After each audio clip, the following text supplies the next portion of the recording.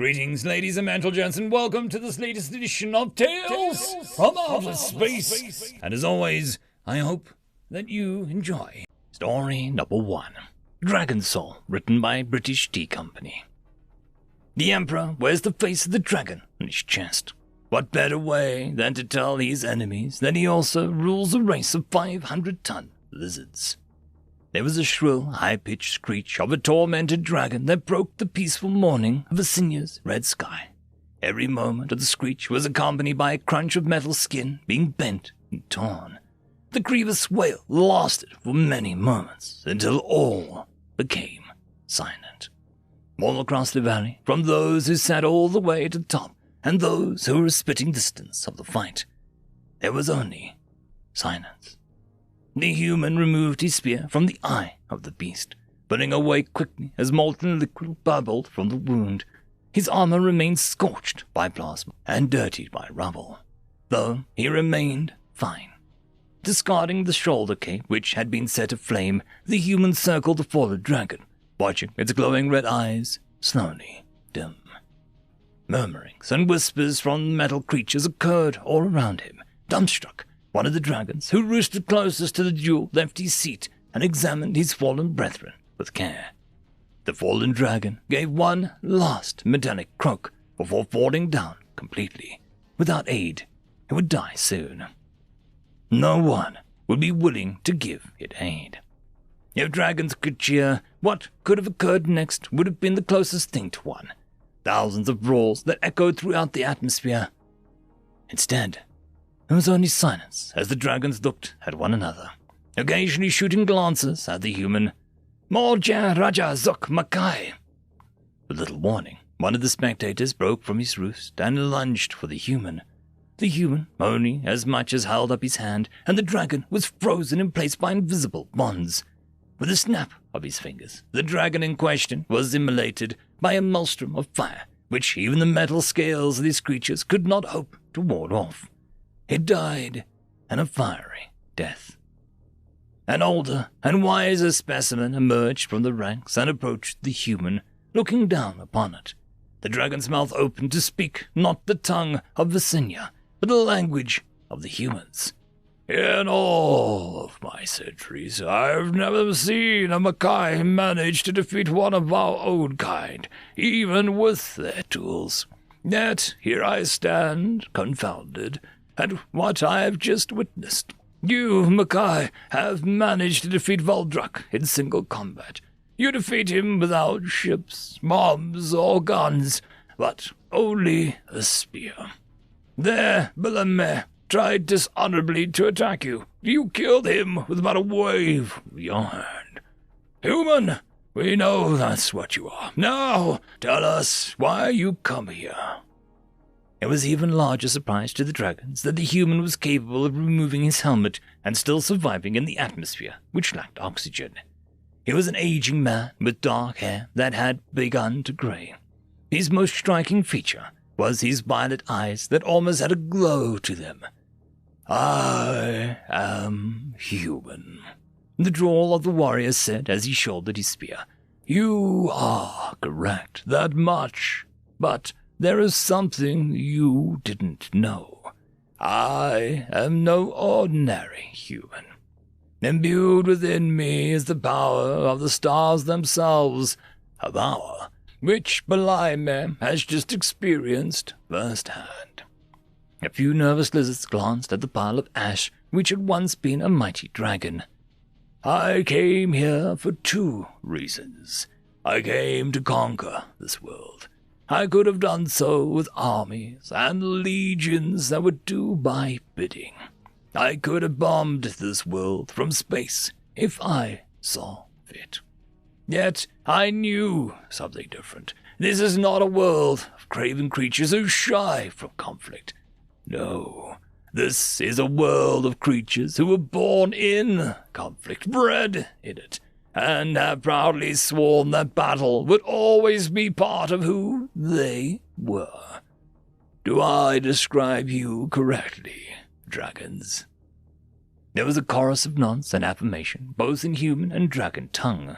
Indeed, Vicinia's terrain was full of craters formed not by meteors, but by a physical struggle between dragons. Scars cut deep into the planet, as a result of the winds of plasma which was blown at one another. But your world is unlike many worlds before you. Tell me, dragons, why have you always devoured the vessels of those who came here? Was it because you respected them? Was it because they had something to offer you? No, it was because they were weak. They were unworthy. They were undeserving of your respect. Just as my people now conquer the stars, we find few who deserve any regard, with the exception of your kind. Your people are as fearless as they are proud. Tell me about this tyrant who lies at my fleet. Did he bring honor or glory to your people?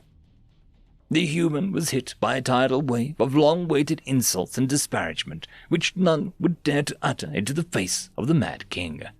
Dragons were fiercely honorable, but even they knew reality. They hated to curve their tongues and sheathe their claws in the face of something they knew that they were powerless against. No, he did not. He insulted the honor of the very last one of you. He offended all of those who stand here right now. But now, here I am. I know your traditions. When a king is slain in combat, it is his kidder that takes his place. Is that correct? A single dragon nodded the truth, followed by many begrudging affirmations. Then, as your new king, I tell you this. No more will you ever find the need to fight one another to sate your appetites for glory. No more will you ever need to live underneath the heel of a mad tyrant. No, that time has passed. Do you wish to see the draconic race whispered in fear and respect not just in a few systems, but the entire galaxy?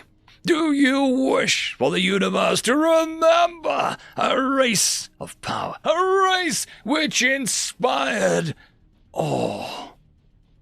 There was no need for a reply, only the zealous roars of those who had denied honor and respect. We, the dragons, understand. You may not be a dragon, but you still have the heart of one. Tell me, human, do you have a name? What about title? My name is Sephiel. I am the Emperor from Sol. The elder dragon who had spoken lowered his neck. He no longer looked down at Sephiel, but their eyes now stood level with one another. It remained like that for a second, before the dragon lowered his head more until it touched the ground. His eyes looked up. I will not be led by a king, not after this, but you honorable one, I will kneel to you. The Emperor of Sol is the Emperor of Dragons. If your race is half the creature you are, then we will follow your empire to the last days. We have a word for creatures like you, Mackay, meatbag, unworthy of life, nothing more than a weak willed sack of flesh. To those we respect, they're called Mackal, honored flesh. They are at least have a reason to exist. Yet, to the humans Homcal, we call them honored man. Even with their sorcery, their technology, and their cleverness, they may never be our equal in body, but they are the only race who is stronger in soul. End of story. Story number 2. They'll tell stories written by Lords of Dupe. Invasion is such an ugly word. It conveys the idea of a piece of property, or a continent, or even a full world that is so appalling it simply must be acquired by any means, fair or foul, and often it is foul. If a group is hungry enough for it and risks their lives of all parties involved, that wins, and wins the property in question, plus the fates of whatever inhabitants remain alive. And that's where we differ as a species. You saw our world without any visible defenses, and must have experienced such a moment of profound impending glory that you singularly failed to research its history. To know of how many footsteps were filled with blood, to know every cubic meter of airspace once held the breath of our fallen, and to know that we stained our hands crimson with our own kind well before we even looked up and saw more than the myths and legends we'd invented and passed on to our offspring like bad keepsakes. No, you must have thought that it'd be an easy win, a victory barely worth reporting, a planet chock full of potential and with resources and glorious battles. We gave you 1 out of 3 though, didn't we? You took our potential and we took it back because we knew how. Your ships were fast. So we built sensor methodology that couldn't have predicted. Your troops were armored, so we went so low-tech that even the ground became a suspect.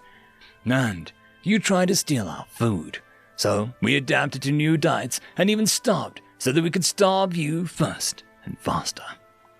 When your flyers were returning to base with so many images of empty cities, it must have felt so strange to think that we died out so fast and were consumed by one species or another, and thus robbed you of those glorious battles. To see reports of lone stragglers caught trying to recover buried caches of irradiated materials, all of those people carrying blueprints for nuclear weapons, to have finally figured us all out, and made us look like such fools. And then we showed you what it means to pick a fight in our front yard. Those scouts of yours vanishing as they explored sewers and mines and abandoned buildings, the endlessly growing fear of the night falling, knowing that the darkness concealed us as we entered your safest spaces and rigged them to burn and boil and freeze you, testing you with your own habitat's equipment. That's when we found out about you. You were telling us about yourself as we murdered you. Such chatty species, whatever you are. Your species has such a high metabolism it requires 6 times our caloric intake, and nearly double the water, all to maintain itself at a low end of your average. So we started to poison ourselves as to make us even tougher to fight and unrewarding to kill. We knew that you were eating our dead, you see. We knew that on the first day, and it horrified us like nothing that we'd expected. We never imagined we'd meet a species so close to our own mindset as to be indistinguishable. We learned that you were so far ahead of your primary assault force that even if you sent out a distress signal today, it would be a year before they arrived. And we know that we could master your stolen ships and make them into our own within mere weeks. And the final blessing, the one bestowed upon us, that's a gift from our ancestors. Not the species we are today, of course. We're evolving again. We are no longer going to be Homo sapiens sapiens. We'll be Homo crudulus sapiens.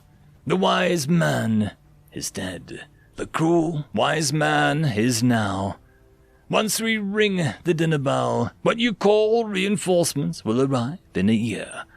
We're calling them the first course, the preamble to your homeworld, which we are calling dessert. We are going to share with them what we know today, and we both love it, don't we? Our enemies are delicious. End of story. The algorithm reckons you should be watching this video next, and I recommend that you should be always watching my video. So, click with energy! And yes, clicking that does help the channel. Thank you very much. I just want to quickly thank the T5 channel members and patrons. Alithia, Barky, Beautycure, Meridian117, Cam Maxwell, Casper Arnholt, Albard and Gusta, Savage Patch Papa,